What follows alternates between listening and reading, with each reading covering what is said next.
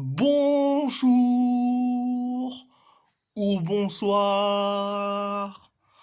On va en parler sur tous les matchs du week-end. On va commencer par le match Benfica contre le FC Porto pour le Classico, donc au Classico. Défaite du FC Porto face à Benfica, 1-0, un but d'Angel Di Maria pour le Benfica et un carton rouge de Fabio Cardoso pour le FC Porto. Le match en général, première période et deuxième période, la deuxième période, excusez-moi, ça a été catastrophique. João Pinheiro, l'arbitre du match, il a niqué le match. Il a mis un carton rouge à Fabio Cardoso. Et j'ai vu la faute de Fabio Cardoso sur David Neres. Il touche le ballon, il touche pas David Neres. Ça vaut pas un carton rouge. Ça montre bien que on s'est fait voler. Et en plus, c'est pas la première fois que João Pinheiro arbitre un match entre le Benfica et le FC Porto. La saison dernière, il a arbitré le même match. Il a mis un carton rouge à un autre joueur du FC Porto la saison dernière. Là, ça montre bien qu'on se fait voler, c'est tout. Le match en général, ça a été catastrophique de la première période jusqu'à la deuxième période. Qu'on dit, bravo à Angel Di Maria, ancien joueur du PSG, qui était, qui était le meilleur passeur du PSG, qui marque, certes, un but extraordinaire face à nous. Franchement, dans ce match-là, on s'est fait voler. L'arbitrage catastrophique.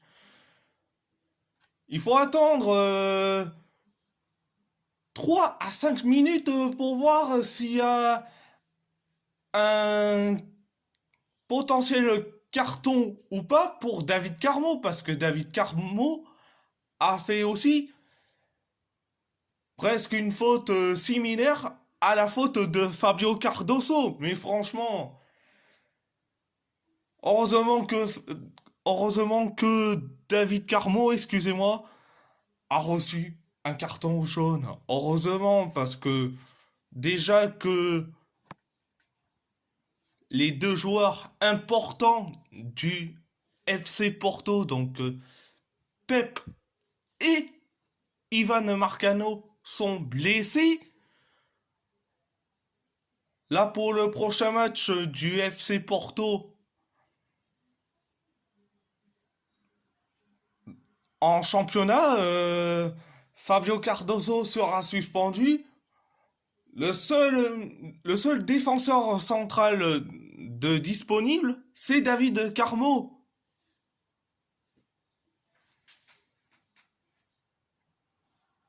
Donc, à part ça, c'est tout. On va en parler de Wolverhampton qui a gagné face à Manchester City 2-1.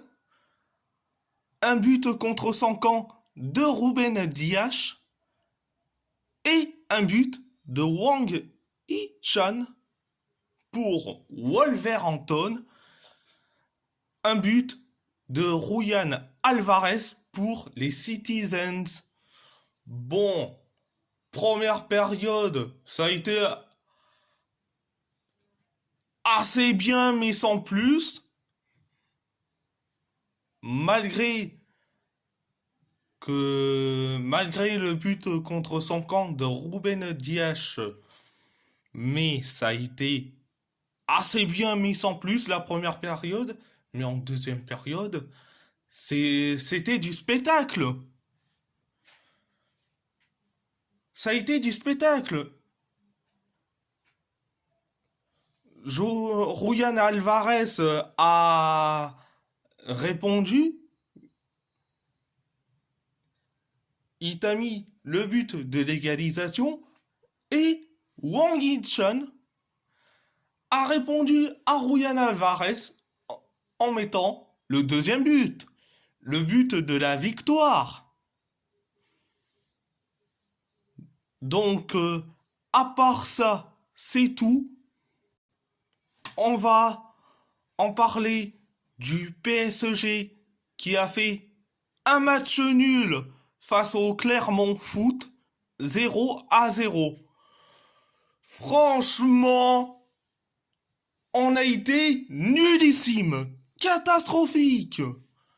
Franchement, on a été nul. De la première période jusqu'à la deuxième période. Clermont-Ferrand, Clermont Foot, ils ont mis, je sais pas, un bloc très bas. À chaque fois que certaines équipes affrontent le PSG, ils doublent leur volume au niveau du pressing en mettant un bloc très bas. Et je dis certaines équipes. Je vais pas mettre toutes les équipes de Ligue 1. C'est certaines équipes de Ligue 1. Mais on a été nullissime et catastrophique pendant le match en général. Donc, à part ça, c'est tout. On va en parler de Galatasaray qui a gagné face à MKE Ankara-Gucci 2-1. Un but de Wilfried Zaha et un but contre son camp de Hayrullah Bilazer pour Galatasaray et un but de Reynaldo Cepas pour Ankara-Gucci. La première période a été certes limitée, mais sans plus. La première période, mais la deuxième période, c'était du spectacle. Du côté de Ankara-Gucci et de Galatasaray. Je dis franchement, c'est du spectacle. C'est un spectacle de but. Donc, à part ça, c'est tout. On va en parler de l'Athletic Bilbao qui a perdu face à la Real Sociedad dans l'Euskal Derbia, qui est un derby basque entre la Real Sociedad et l'Athletic Bilbao. Donc, défaite de l'Athletic Bilbao face à la Real Sociedad 3-0.